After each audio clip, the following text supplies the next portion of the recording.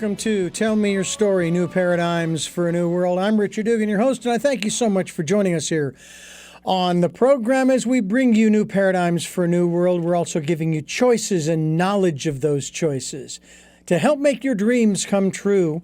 And our special guest today, Sabine, is with us. Sabine, and the last name pronounced once more time?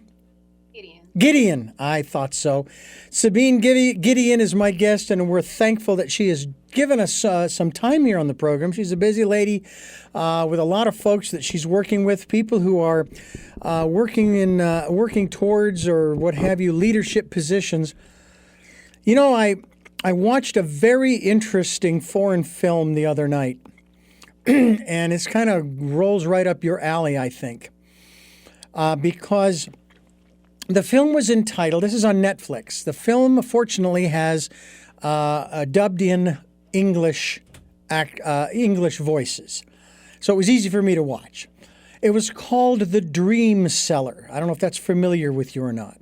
No. Fascinating story about a man, actually two men, a psychologist and a high-powered businessman of a major corporation who basically, the man from the corporation didn't seem like he could find the time to spend with his young daughter and his wife on simple things, you know, like I missed a play, I missed a ball game, or this kind of thing.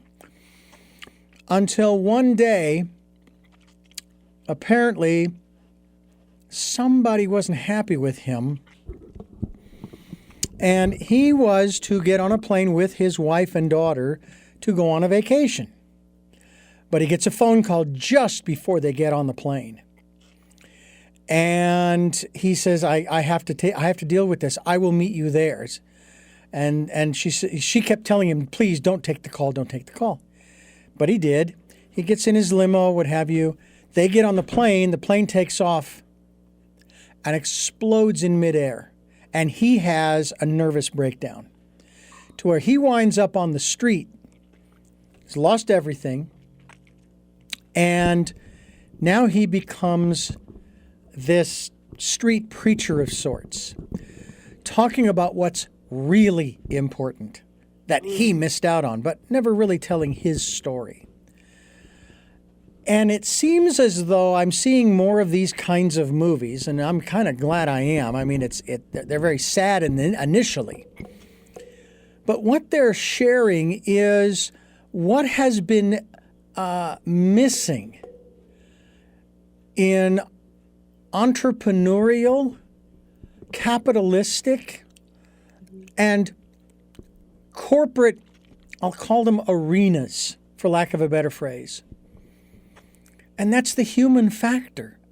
Mm-hmm. Is that one of the key issues that you deal with many people you are training in leadership positions, who are it's like it seems as though the bottom line is the bottom line for them. Mm-hmm. Yeah, and that's a really great point. I mean, I could start so many different areas on this. Like if you just look at last year alone, right? Last year with everyone who thought they were in control, who thought, you know, money and status and everything was the thing that was important to them. Like we all got put to a halt. And, you know, the one thing that united us as human beings was the reality or the realization that we are not in control and we are extremely vulnerable as people. And, you know, in a space for a prolonged period of time where people didn't know what was going to happen, like you saw people looking to connect with each other in ways that like we hadn't before because we were too busy or we were striving or we were focused on other things. So I think like, you know, the pandemic blessings and the curses that it definitely brought through some blessings around like, let's get back to the main thing. Let's get back to what's really important. And that's people, that's relationships. And so, you know, that's on a broader scale, but on a personal level, individual with leadership, we also saw for the last several years, like leadership not at its finest, right? Like that was really on display from like every level of our society, whether it was in government, whether it was in corporate environments, in communities and churches. And so I do think that there's been like this almost a unveiling, if you will, of like, okay, everything you thought leadership was, everything that you thought, was safe or stabilized or comfortable, it's really not. And now that we've been exposed as a people, as a society, I do think the message around let's be human again. Let's be human in the sense of we can still have the title of leader, but it doesn't take a title to make you a leader. Let's be human in the in the sense that, we're vulnerable, right? We're honest about what's going on, like this need to placate or to, show up as having all the answers or being that person. Like that veil is down. That no longer exists anymore. Like we were all in the trenches last year. So as far as like what I do with leaders, there's that question around, what's the difference between a manager and a leader, and are leaders born or are they made? And it's kind of like, for me, at what I believe is that, managing is what you do, leading is who you are. And when you are leading from a place of authenticity, from a place of vulnerability, from a place of integrity, that is seen through the people who are following you, that is seen through the results and the effectiveness that you're able to have. So yes, that's my long way of answering. That is absolutely my focus. But wanted to provide some context around like, this is why it's so important. Yeah. I find it so interesting for me as an observer of this past year, 18 months, however we want to categorize it.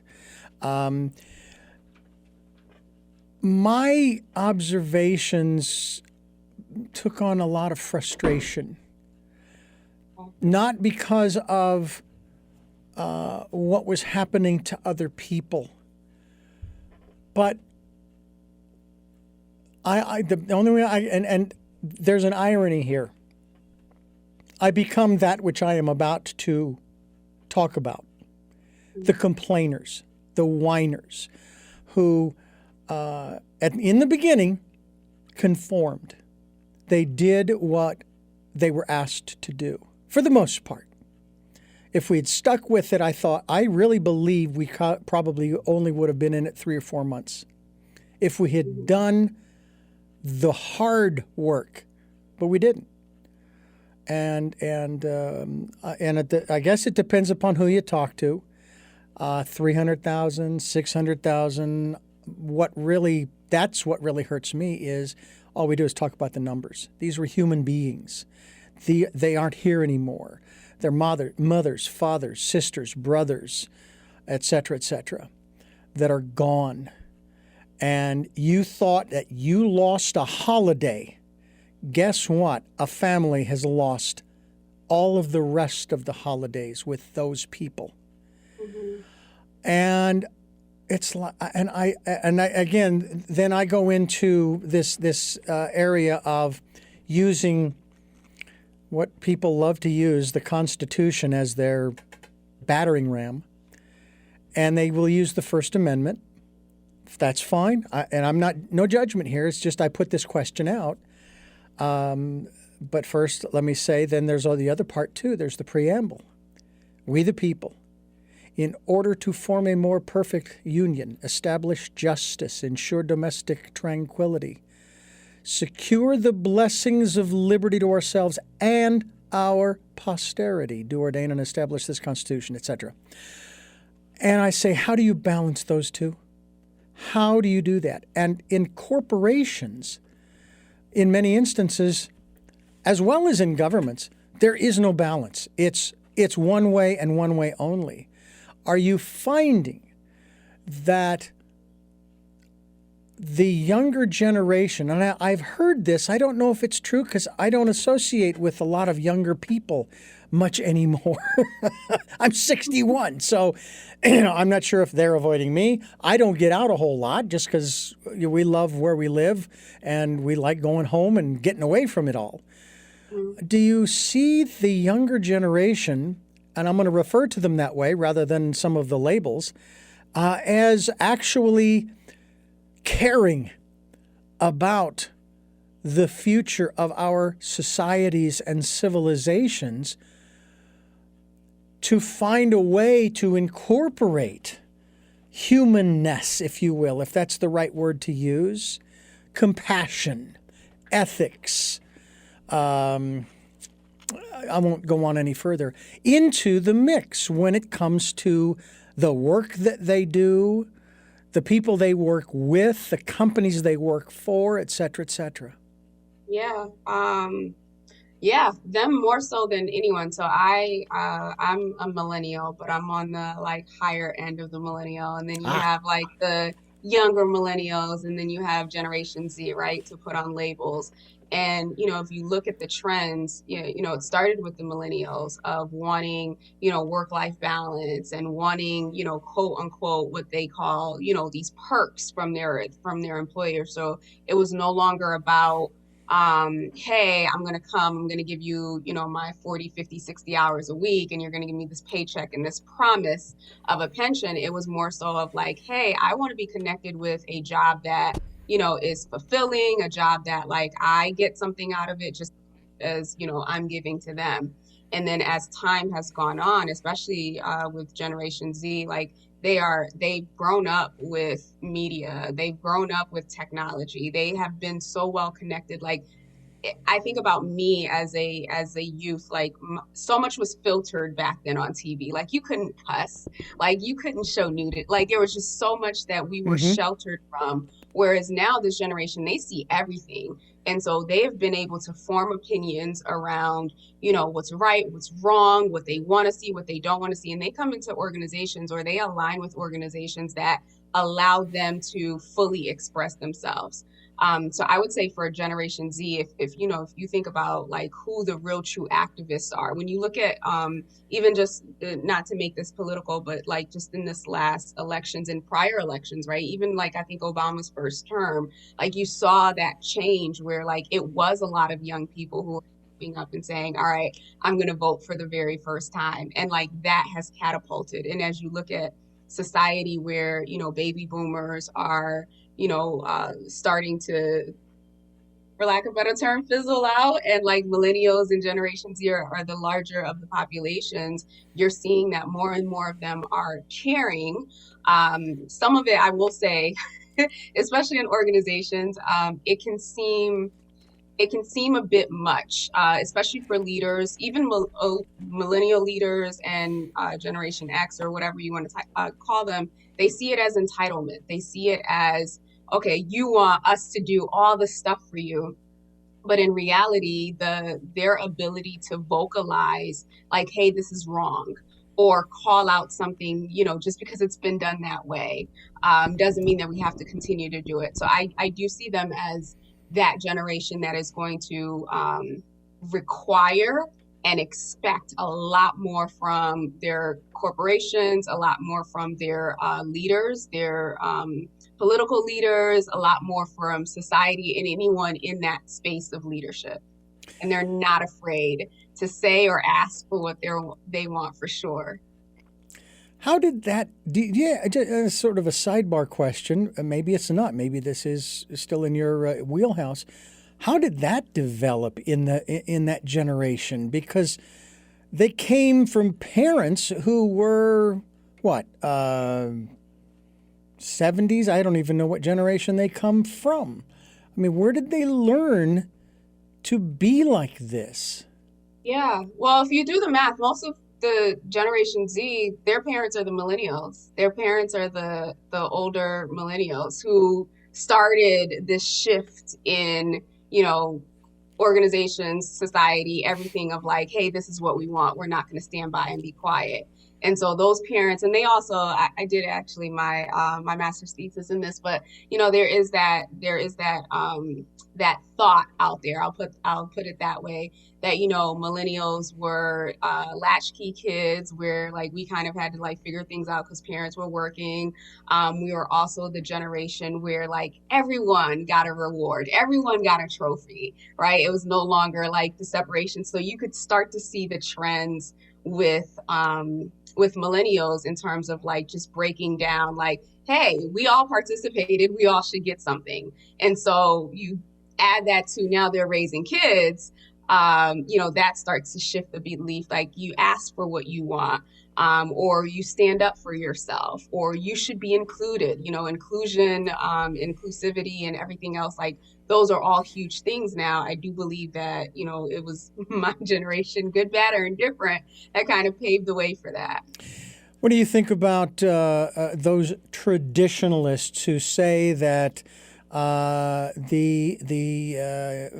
millennials and Gen Z and so forth are actually going to destroy the fabric of our society because they don't believe in family values and all this kind of stuff? I mean, it just seems to me rather unrealistic that you, in our day and age, especially, for example, with housing prices going completely out of this world nuts, that you can have one person, i.e. the woman, staying home and raising the children while the husband goes off into the workplace and earns the money for the family.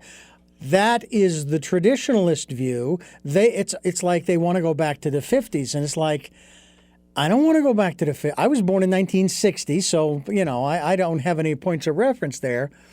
We're here now, and I think that our societies, they evolve for better or worse, kind of like what you were saying.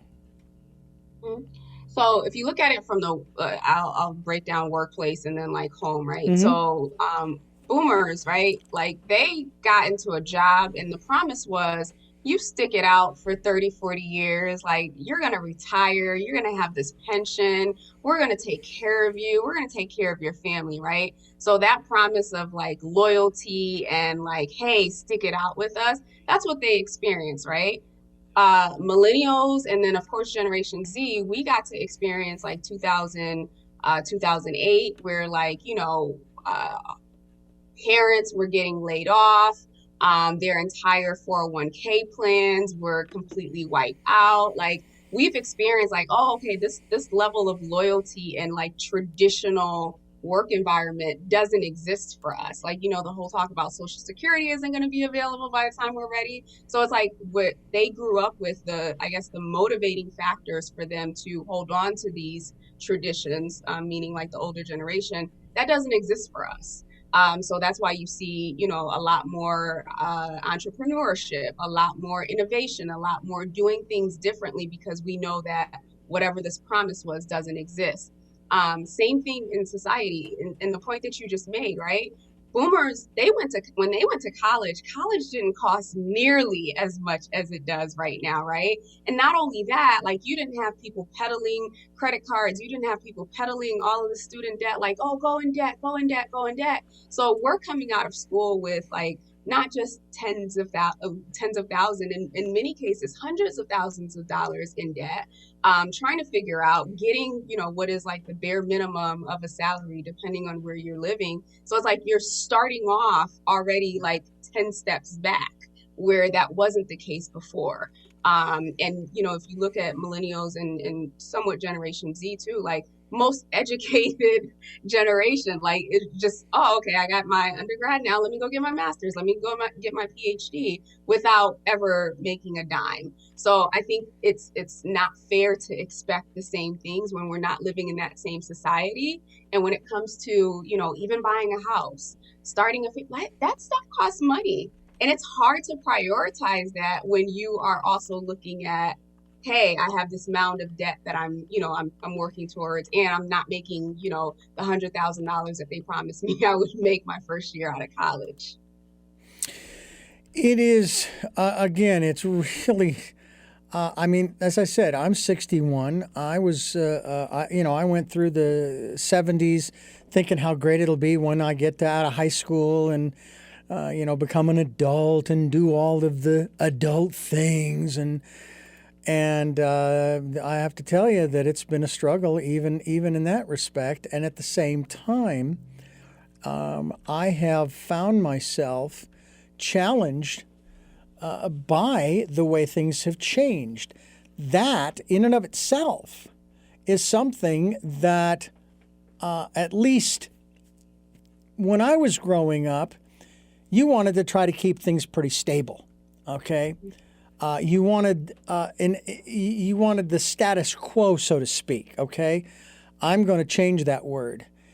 What they wanted was stagnation, or to use two computer terms: static versus dynamic life. And change is the only constant in the universe. And we have been told to fear it, to stay away from it, to avoid it, to do everything we can to keep it from happening. And it keeps happening. And we don't learn. Do you think that the generations that are alive today who are going to be running, if not already running things, have accepted the fact that things are fluid and that nothing is going to last indefinitely, that it's all temporary? Yeah, I do actually. And it's funny that you bring up change because I always talk about, I usually say change and death. Those are the two inevitables in life, right? But they're the two that we always are like caught by surprise or don't plan for. So you're absolutely right. I do think, though, if you look at, again, who's in leadership now and generations to come, we've experienced so much change in a very short period of time. So even when like the pandemic happened, right? It was the first time we've ever experienced a global pandemic. Can you imagine like kids who had to live through this, right? How that's kind of shaped their view of the world. I remember when 9/11 happened, right? I was out of high school. I was just recently out of high school, but it was kind of like, oh my gosh, that shook my world. Like the perception of like safety and America cannot, like no one could attack, like that shifted my paradigm, right? And then 2008 crash, total market crash, like, people's savings wiped out, again, shifted my paradigm around like, okay, what's possible? And so I would say every one of these like catastrophic instances, right, allow us to kind of be exposed to something different. So if you're looking at people in their, 40s and early 30s, over just the last 10, 15, 20 years, they've experienced a lot of major shifts. And now when you look at, the kids who are growing up or like Generation Z, they're starting with a global pandemic. I mean, we haven't seen one of those in like how many years? So I 100. do think that as these, call them natural disasters or things happen, each time they happen, I do believe that it forces us to create a new muscle, if you will, or new ways to cope, new ways to adjust. The subconscious mind is constantly recording, right? All of our events, all of the events of our lives. And oftentimes when we experience something that we haven't experienced before, we go into that fearful place, or we go into that, I need security place because we haven't experienced it before. But over time, you add enough of those those experiences into the mental Rolodex. At, I don't know, generations from now, these kids, adults who are like whatever age they are, they're gonna be like, okay, we've seen this before. We know what to do. Like it's already programmed within us. We're talking, pardon me, we're talking with Sabine Gedeon, founder of Gedeon Enterprises. She is also certified both life and leadership coach, and we're talking about leadership and what that takes at all levels, in all parts of our lives. And I would venture there are a lot of people who have not yet taken a leadership role in their own lives. Mm, yeah, yeah. It's interesting that you put it that way because it's not just about a leadership role in a company, and it's not just about like the title of being a leader. I am a firm believer that we all carry innate seeds of leadership, and it's a matter of having it cultivated, going through the process to grow into that person. You mentioned before, the traditional values were more around stagnation, right? And Mm-hmm. so you see it in any space, regardless of what generation is, like, right? People get a job, go to school, get a job. and they just work for 40 years, they retire, and then, like life happens. That's also the narrative that we're being sold, but that's besides the point. And so my focus really is, regardless of whether you have a, executive title at a corporation or you are starting at an entry level, like the skill set, the being of a leader, like that is something that you start to cultivate before you get the title, or I should say you should start cultivating before you get the title, so that when you get the title you're already fully operating in it, and it's not something that you have all of these blind spots around. When it comes to our lives though, like our personal lives, I do believe, again, I keep referencing these last couple of years. If last year didn't like push or usher people into the space of like, okay, there are things that I don't have control over, and there are changes that are going to happen. But life is short, right? And so we have to be intentional. We have to be planful. We have to be mindful of where we are today and where we want and how we want to get there, and then do the things that leaders do, right? Create the strategy, put a plan in place, find out what the resources are needed to, actually make that happen, and then move forward. Sabine Gedeon is my guest here on the program, and we are talking about the aspects of leadership. Let's talk a little bit about the qualities. I will really briefly share with you my first experience as a manager, operations manager for a radio station. And this is the phrase that I used, so I'll use it now. I refer to it as my Hitlerian phase. And I found that it did not work. In other words, you do it because I tell you to do it. And I got my comeuppance when one of my employee, well, it wasn't my employee, one of my coworkers, because we were all doing the same work basically. I was just the supervisor, if you will. And he said, "No, I'm not going to do it because you tell me to do it." I said, "Okay." And so I had to come up with another way to phrase it. And then it was basically, well, it needs to be done so that this area is clean for the next program. He said, "Well, I'll do it for that reason, but not because you want me to." And it was then that I realized that because I'm doing the same work that they are, I am in the same space that they are, I can relate to what they're going through. Now, one of my best friend, who I've known for 50 years, he and I grew up in grade school, high school, and college together. And he worked for bookstores, and he would clean the toilets. He was the manager of the bookstore. And when he would ask somebody else to do it, they would grumble. And he said, "Look, I can clean the toilets. If I can clean the toilets, so can you." Okay? So he led by example. And I did too. I mean, I had to keep the place clean, so I did my part in my 8-hour shift.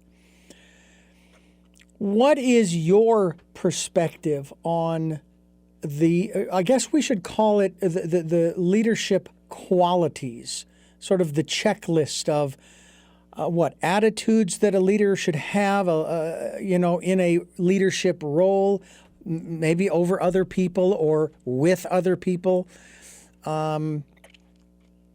Terminology, is that important? The words that they are using when wanting to get people to do certain things, carry out certain tasks in order to accomplish the goal for that period of time, that type of thing. Can you kind of elucidate on that for us? Yeah. And so sometimes, right, when you use the word attributes, it can be like, oh, this person is a great communicator and they're this and they're that, right? And it can often, or the rule of the school of thought around leadership, it can be very external, in the sense that like, oh, these are the things that you have to do, right? This is the way that you have to show up as a leader. My focus is really on who are you inside, right? And that comes for me more so around values and your personal characteristics. When you think about it, like however you are inside, whatever you're carrying inside shows up regardless of whether or not you're charismatic or you're whatever as a leader, and you can get people to do stuff. At the core, if you are broken, or if you are bitter, if you are nasty, or you're carrying insecurities, all of that stuff is going to come out, right? So I'm really focused on, okay, what are your core values as a human being? Let's put the title aside, let's put the role aside, let's get clear on what's important to you. Because if you don't know you, then you can't really like pull out a gift or pull out a talent in someone else, right? So we start with you. What's important to you? So I go through core values around integrity, honesty, compassion, empathy, you name it, right? And our life experiences are what help us create our values and our beliefs. Let's start with getting clear on what's important to you. Then it's a matter of, how are these values showing up in your team, showing up in the work, right? So if you say that you value integrity, right? Are you lying? Are you scheming?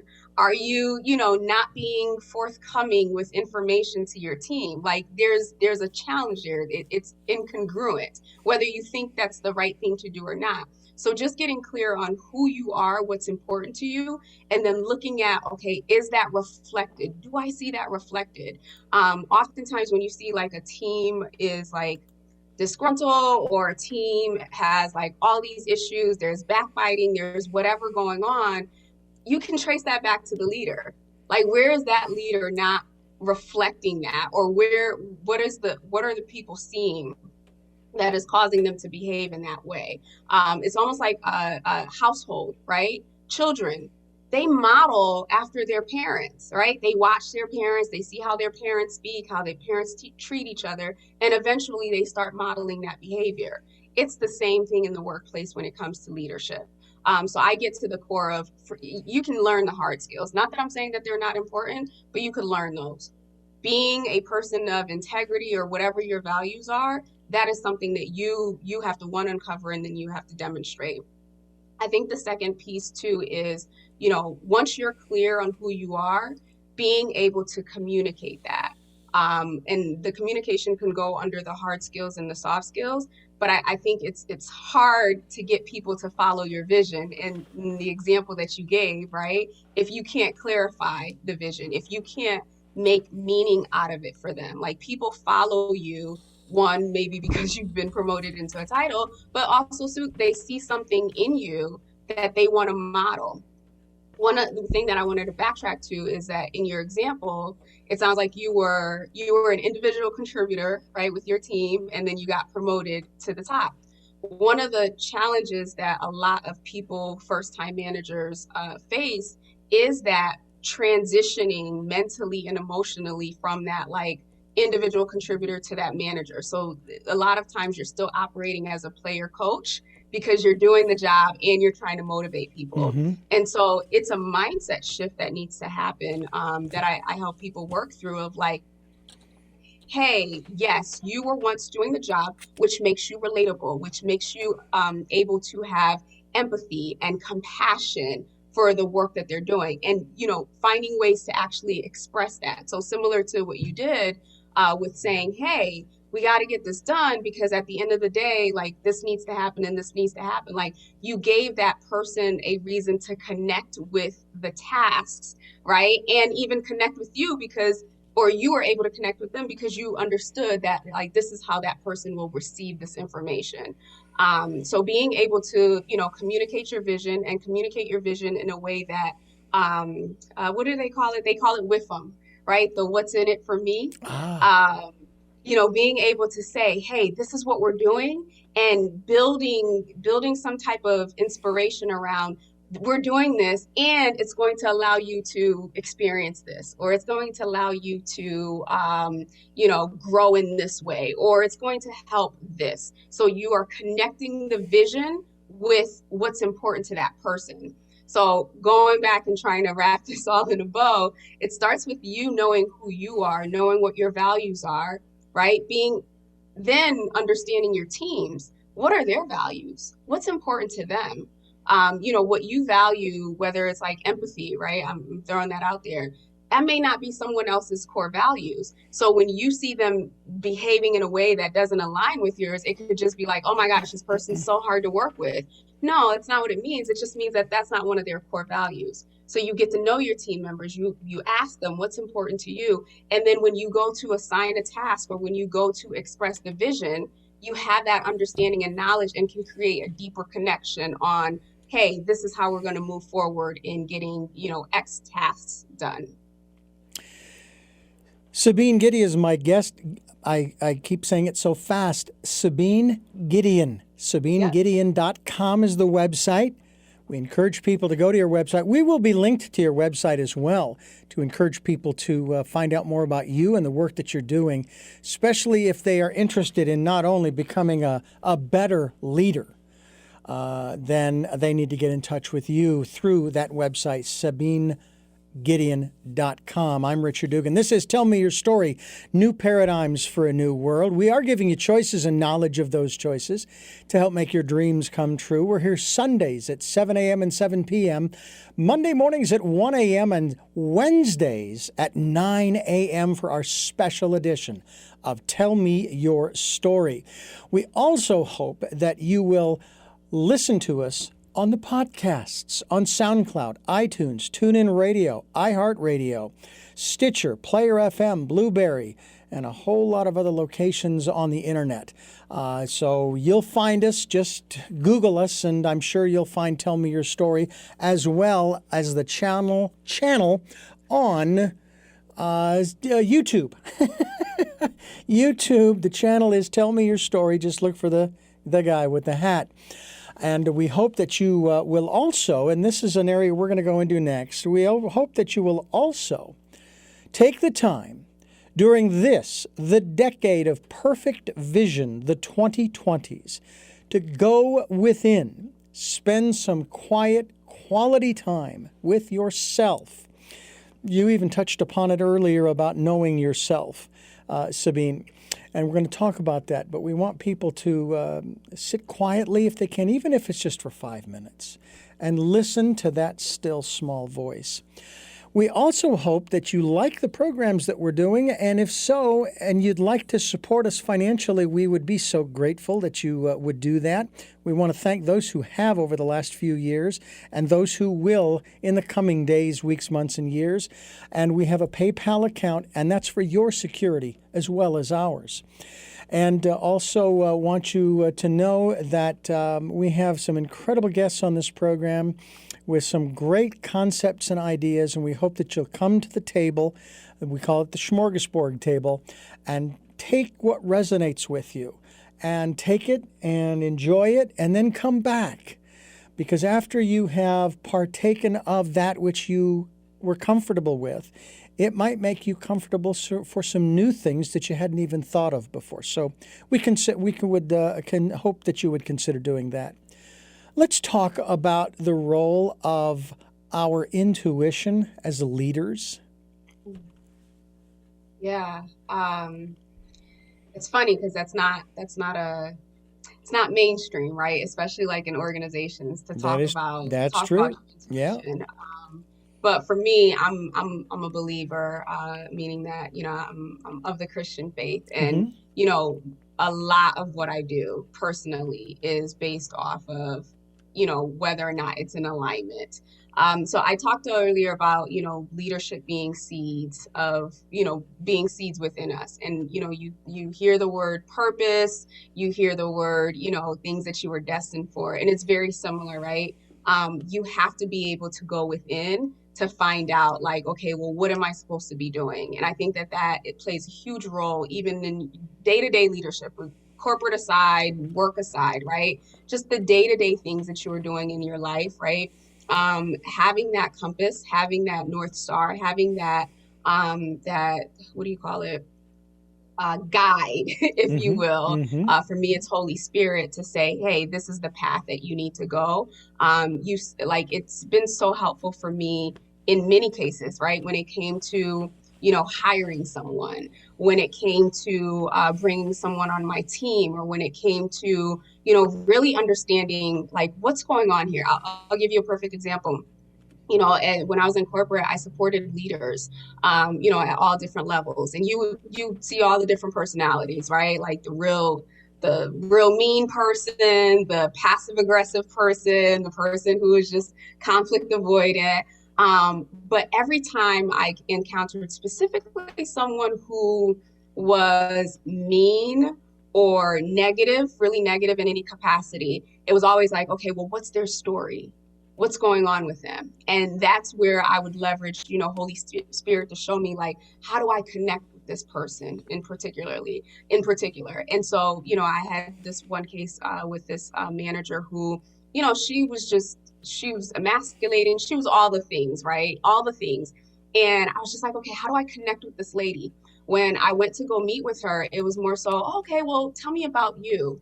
Like she had, and you come to find out, like she had grown up in like this very male dominated industry. She had experienced all of the negativity. And so like this person that she became was like this hard shell to protect herself and to prove that she could take it, not realizing that, like, oh wait, no, like you're leaving dead bodies behind. But when I understood her as a person, when I asked questions about her family, when I got to know her, when I created the space, if you will, to connect with her on a deeper level and share things about myself, right? That's when she was able to open up. But I would not have been able to do that. Like if I just went into the relationship or the conversation with the same mindset everyone has, like, oh my gosh, she's difficult, she's, overbearing, she's all that other stuff. Like our relationship would have never blossomed where I was able to help support her as a leader so that she could start making those shifts. So I do think that, being able to connect with people on a deeper level only happens when you are connected on a deeper level, to who you are, your inner guide, Holy Spirit, whatever you call it, so that you can make decisions that aren't just fear-based, objective, or like you can get how would I like to put this? You can get down to the root of things a lot quicker and a lot easier, when you're tapping into that source of your intuition or your spiritual guide. Yeah, I find it fascinating, some television programs and movies that I've seen where, and I use this as an example all the time. So there's a spoiler alert, folks. Batman versus Superman. All right? You take the beginning of the movie, you take the end of the movie, you get rid of the middle, and the film's only maybe 15 minutes long. If they had done at the end of the movie what they should have done at the beginning of the movie, and that is communicate with each other, there never would have been the battle and all of the destruction that they created in their wake, fighting each other over these issues.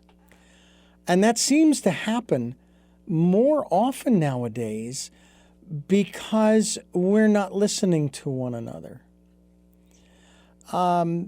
You ran down sort of a short little list there of some personality types. And I don't want to get political either, okay? But I want to ask you from more of a psychological or behavioral perspective as a business owner, okay? Would you have allowed the kind of behavior and temperament to exist in your workplace? And I'm going to say this, and this has nothing to do with politics, that we saw in the behavior, not the politics, but the behavior and the words from our former president. Yeah. Would I have allowed it in my organization? No. Have I seen remnants of that? Absolutely. And here's the thing, especially depending on the organization, right? There is definitely, the boys club that exists. But then there's also this mentality because, and you mentioned before, right? The focus so much on the bottom line. You will always find this mentality of like, yeah, they're a jerk, or yeah, they have these issues, but they're getting results. Like their P&L is positive, or they're doing this, or they have this relationship. And so oftentimes, like the reason why behavior like that is tolerated is because this person is producing some type of results for somebody. If they may be leaving dead bodies behind, but the people who are quote unquote in charge or benefiting from that behavior, they'll let that keep going because at the end of the day, whatever result that it's producing, they feel that's more valuable than what's happening with the people. So even there have been times where I'm like, oh my gosh, how is this happening at the highest level? But it wasn't exclusive to him. I've seen it before. Mm-hmm. I've seen it before at all different levels of organizations, but the core of it, it's always, yeah, this is crappy for us. Someone's benefiting from that. And if someone's not benefiting from that, then someone has abdicated their leadership responsibility in holding that person accountable. Do you see the bottom line changing to something No, else? No. no. Our society is not, if more and more, I mean, I'm all about like capitalism and people being able to, create their own wealth and all that other stuff. Like I'm a firm believer of that. But as you can see in our society, like there's a very small, part of the population that's really, really benefiting from that thought and that philosophy. And I think as long as they are able to maintain power, maintain control, maintain resources, it's always going to be this way. And everyone, because that's the model, right? That's the model that's been created. Everyone's going to behave in that capacity because they're thinking, hey, this is how I have to be. This is how I have to perform. This is how I have to show up in order to have these things. So you're just going to see that replicated, over the years and throughout the generations until someone starts to create a different model. Yeah, I heard it said that I think I was the one that actually made the comment to this guest that, well, we need to tear down the old institutions and build new ones. And he said, no, you do not want to tear down the old institutions. You want to build new ones that make the old ones obsolete. Yes. Yeah. And we're seeing that. Look at, you look at Uber, right? In like versus taxis. Mm-hmm. You look at Airbnb versus hotels.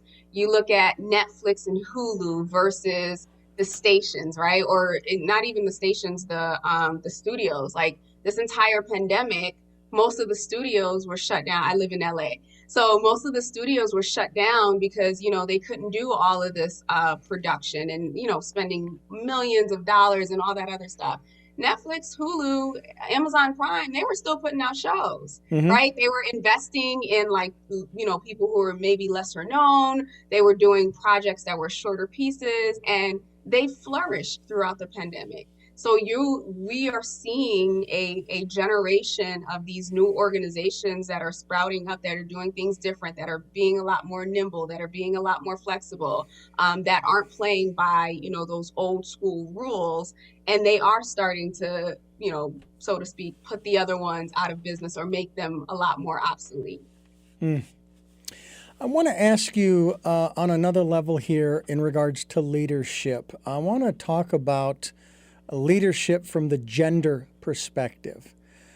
I think one of the biggest, I guess the word would be hypocrisies that exists, is that if a man in a position of leadership decides to, so to speak, put his foot down or his fist down on the table, he's considered to be strong, forceful, and potentially a good leader.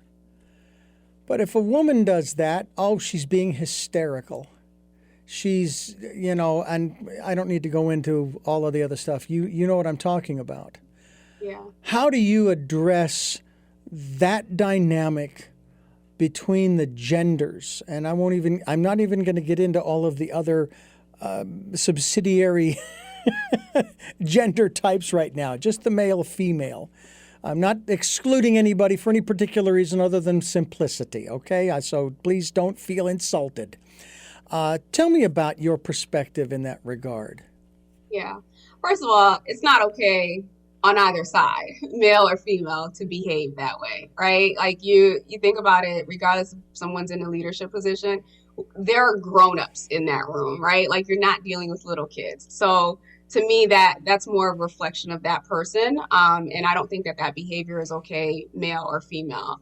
I don't know that, I'm not saying it doesn't happen behind closed doors, but I don't know that at this space in the workplace that is as acceptable, and that you won't get called out on it. Now, whether or not there's any huge repercussion for it, I don't know that anyone will just be like, oh, okay, well, this happened. So I'll give you, using the example of the woman that I used to support. That was her MO. That was her way. It was that very forceful, forceful, emasculating, and she really did it more so with men than she did it with women. And that was, again, based on her challenges or her issues, coming up in the workspace. But she was called out on it just as equally. Like, of course, the men, right? They were like, who is she? How dare she? Da, da, da, da. Like, they had all these issues. And I'm pretty sure if a male did that, they probably wouldn't have thought more, they wouldn't have thought as much about it. I do think that there is, especially depending on the environment that you're in, when you've seen that modeled, that's what you create. So for the man or for the woman who is behaving in that way, they've seen, how can I put this? They've seen it modeled and they've seen that behavior rewarded. So it becomes a psychological thing, right? Like, and depending on the culture of the organization, that may be okay because whoever's at the top, that's exactly what they do. I do think that for women though, and this is not to be sexist in any capacity, it's almost like we don't have to do that.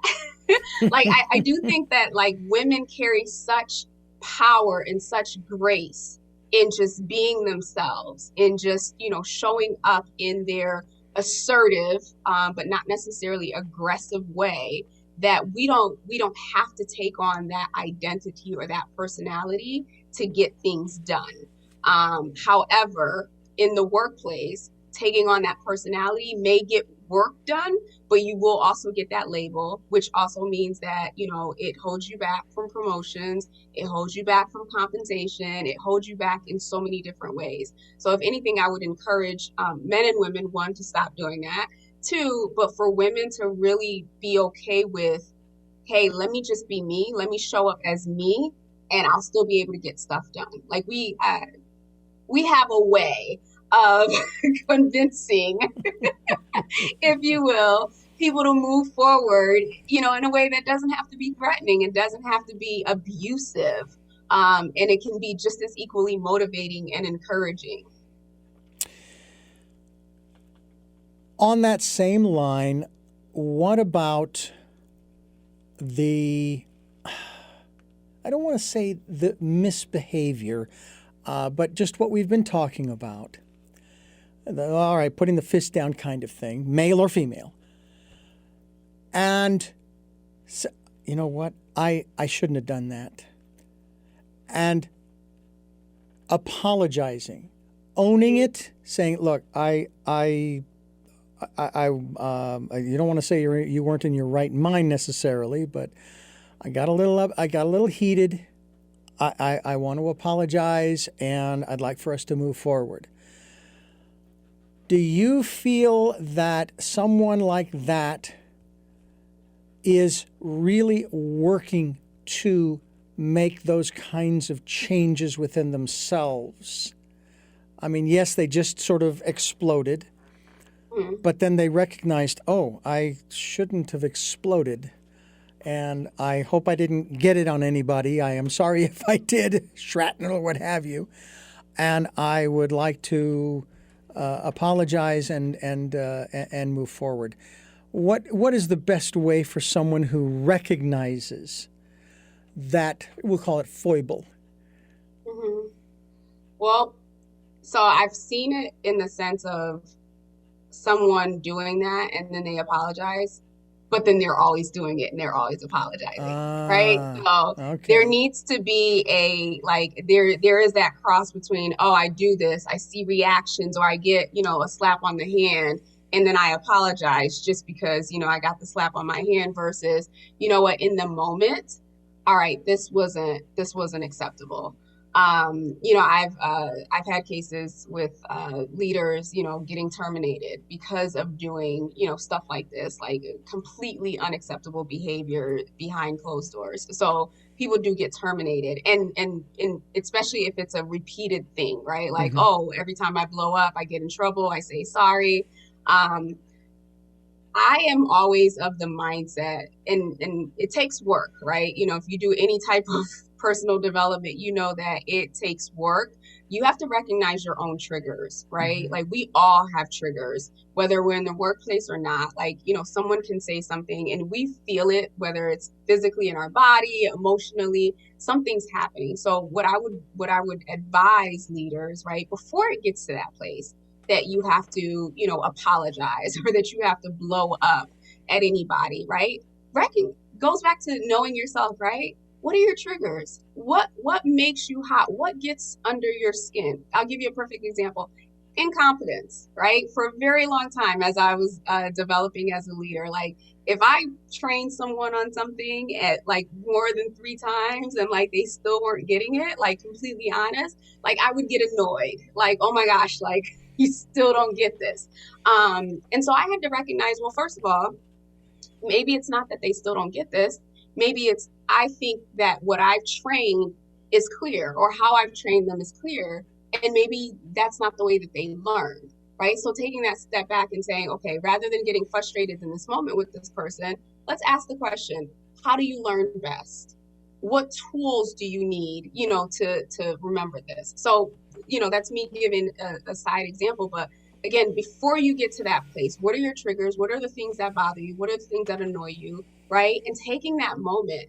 I think I used to say this and I still say this, right? Leaders are so underdeveloped because when it comes to leadership in organizations, there's so much emphasis on how you're showing up, right? And what you're doing and the results that you're getting. There's not a lot of conversation around, you knowing you and you showing up as your authentic self, right? Saying like, hey, I don't know the answer, or taking a moment. I used to tell the leaders that there are a couple clients that I have that I support now, right?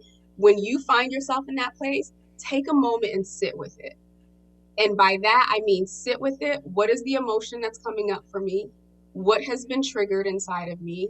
What are the messages? Like, how am I receiving or perceiving what was said or done? Right. Then once you've processed it for yourself, then going back and having a conversation with someone and saying, hey, you know how we were having this conversation and I started to get upset and I really had to figure out what it was about the conversation that bothered me. So I think to be an effective leader, like you always have to be doing self work. You always have to be, not always, but you should be very conscious of what's happening inside of you and then aware of how is that impacting or affecting, the people around me. Very good advice. What about therapy? Seeking an outside therapist in that regard. It's like, okay, I did it once. Okay, I don't want to do the repeat and keep apologizing. I've got to get a handle on this because I like this job. I like these people. I like the work that I'm doing, but I also know I have triggers. Yeah. It's funny. Our our work lives or our careers, whatever, are mirrors of what's happening at home. So again, not to like get deep, but like as you build or as I've built relationships with leaders, like the ones who were like toxic, showing up toxic or showing up in a negative manner, you could always trace it back to, okay, something in their home life wasn't okay. Something in their personal life wasn't okay. And because we're human beings, right? We carry ourselves like that whole mindset of like leave your emotions at the door. That's not realistic. We're human beings. And so, yes, therapy could be the thing, but it's probably not because of work. It's probably because of something that's deeper that's happening at home, or something deeper that they've been carrying since childhood. Who knows?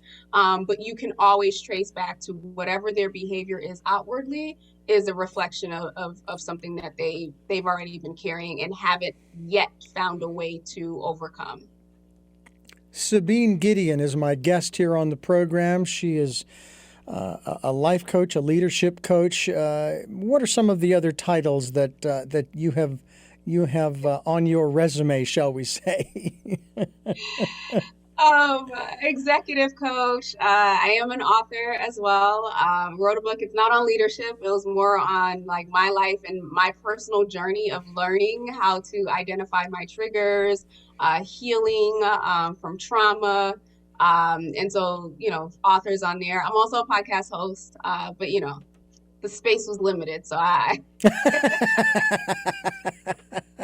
That can be a problem if you have too many things. I put it real tiny letters on a small card, on a big card, and it still wasn't enough room. Well, we are ever so grateful for the time that you've given us. I want to touch upon one other thing, and I've sort of saved it for last because I think it's very important. We talked about the gender issue.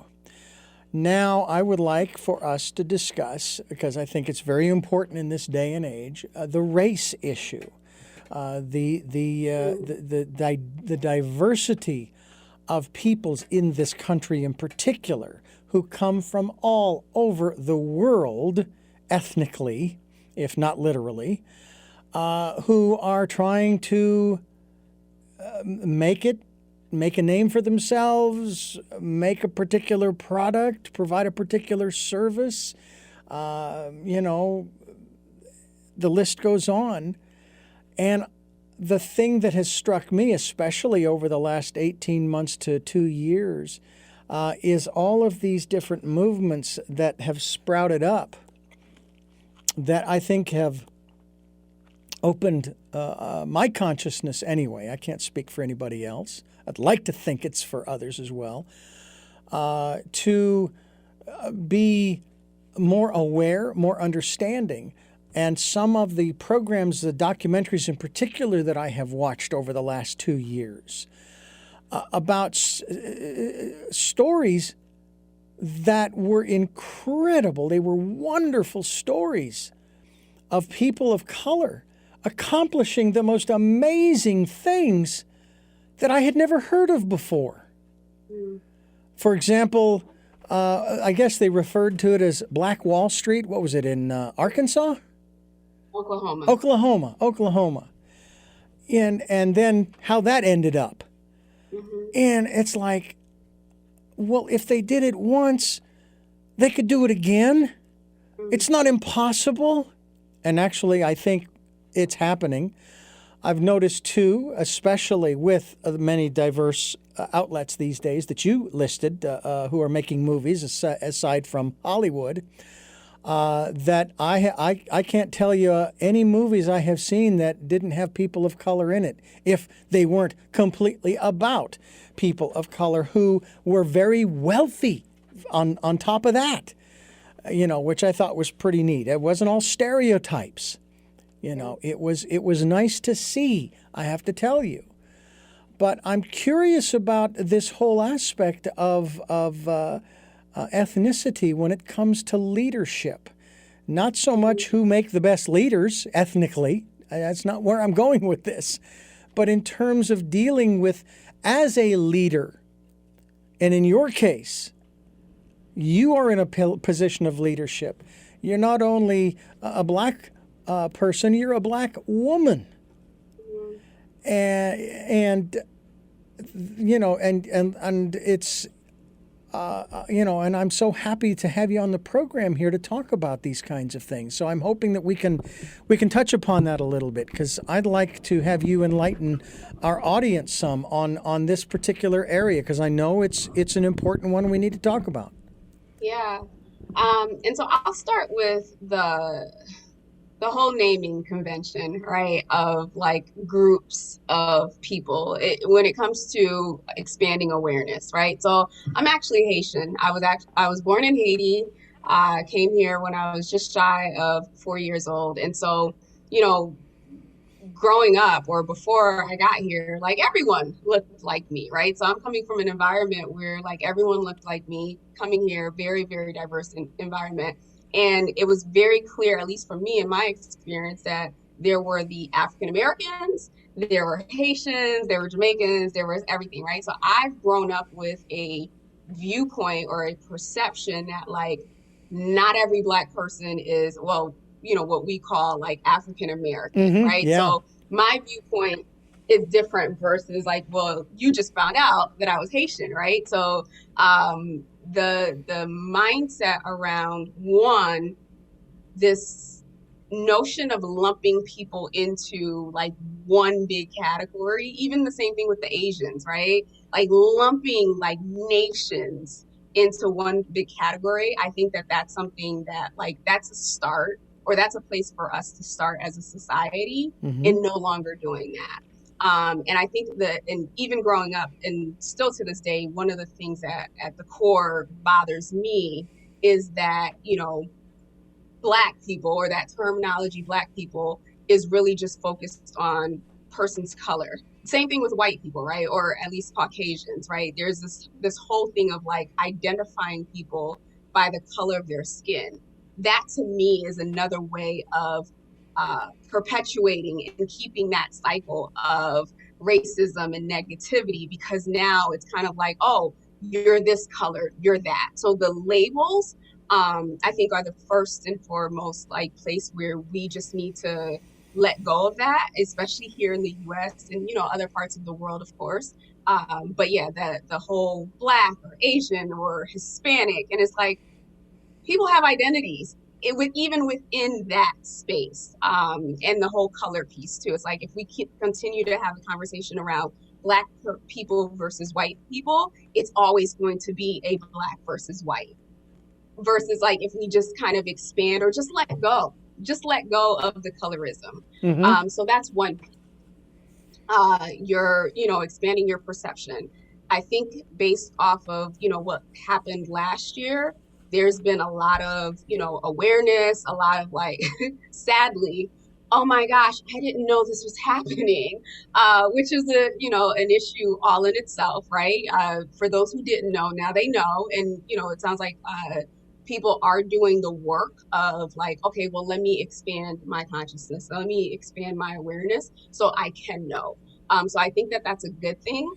But at the same time, people are looking to those in leadership, whether it be in their governments, whether it be in their organizations, to be the ones to lead the charge towards change.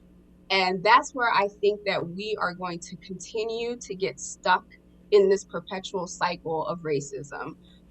This is not something that one person in charge, or 10 or 100 or 1,000 people in charge will be able to change. This is something as a collective human society that we are going to have to, disassemble and say no more. I'm always on LinkedIn, and on LinkedIn, there's like a lot. I follow a lot of like DEI, diversity consultants, and they're always talking about like, oh yeah, well, all of these companies were joining the bandwagon and had their marketing and their PR around Black Lives Matter and what they were going to do for their people of color, and now it's grown silent. And I think the problem is we are always looking to someone else to be the change, or we're always looking at the top of the chain to be the ones to ignite change. And in a normal world, right, in a normal organization, yeah, it should start with the leadership. But guess what? There are more of us at this bottom level than there are of them at the top. So we have to take accountability. We have to take responsibility. And by we, I mean society, not just, people of color versus non-people of color, but all of us collectively to say, this is not how we want to live. And we decide how we want things to be, and then we bubble that up. In corporate America, they refer to it as managing up. right? Like knowing or anticipating what will your leader need to know to make a decision, or what things will they need to influence them. That's what we should be doing at this point in society versus looking up and saying, oh, you're not doing enough and you didn't do this and you pledged that money, but you didn't do that. Like it's it's no skin. And I hate to say this to minimize it, but it's like it's no skin off their back if they don't. Like they're still going to make revenue, they're still going to make money. So rather than take the victimization of like, oh my gosh, they're not doing anything, let's step up as a society. Let's step up as human beings and declare we are human beings. This is how we want to treat each other, and start treating each other that way, and then communicate how we want to see that reflected, whether it be in laws, whether it be, in corporate culture or what have you. I remember a commentator following President Barack Obama's election that they were just constantly using the phrase, our first black president. But one commentator made what I thought was an extraordinarily profound statement. And they said, the day we stop using that phrase, our first woman, Asian, Mexican, black, whatever the other nationality you want to list in there, president, until that day, we have not come far at all. And that's kind of going to the root of what you're talking about. Yeah. Exactly. Well, I appreciate your insights, and you have a lot to offer people who are listening to this program. And I'm hoping they will go to your website, SabineGedeon.com. And I thank you again for joining us here on the program. And I do have 3 final questions that I would like to ask you before we wrap this program up. I ask all of my guests. But before I do, I need to address you, the listener and viewer, and remind you that this program, Tell Me Your Story, New Paradigms for a New World, comes your way Sundays at 7 a.m. and 7 p.m., Monday mornings at 1 a.m., and Wednesdays for the special edition of Tell Me Your Story at 9 a.m. We stream live at those times at richarddugan.com. Our podcasts are on SoundCloud, iTunes, TuneIn Radio, Spotify, Stitcher, Player FM, Blueberry, many other locations. iHeartRadio, I do need to mention that, and Amazon Music. So hopefully you will subscribe to any or all of those. I guess you only need one. You don't need to get notified by all of them that a new interview's gone up. But hey, to each his own, or her own.